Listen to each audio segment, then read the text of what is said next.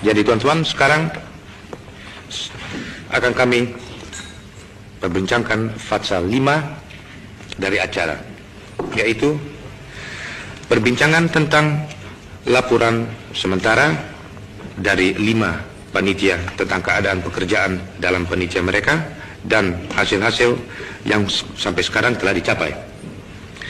Sudilah kiranya tuan-tuan kemukakan pendapat tuan-tuan.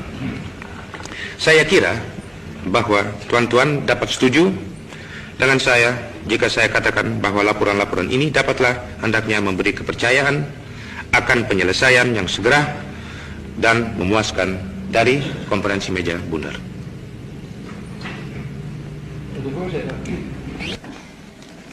The chairman of the week of the steering committee, Sultan Hamid II, chairman of the FCA delegation. Gentlemen, on the present situation in the activities in these committees and the results so far achieved, I would like to know the opinion of those present at this meeting. I take it that everyone will agree with me when I say that these reports are of a nature to inspire us in the confidence in a speedy and happy end of the Roundtable Conference. De voorzitter, ik ben inderdaad ook van mening dat het besluit van de Centrale Commissie, genomen in haar vergadering van de vorige week vrijdag, om thans een totaal overzicht te krijgen van de vorderingen der conferentie, zoals deze de afgelopen weken in de commissies voortgang vonden, en de daarbij gestelde verwachtingen, beantwoord. Zoals bekend was dit besluit een direct uitvloeisel van de besprekingen welke op woensdag 12 oktober ten huize van meester Stickers zijn gehouden tussen de voorzitters en vicevoorzitters der 3 delegaties, ten einde na te gaan op welke wijze de werkzaamheden der RTC zouden kunnen worden bespoedigd.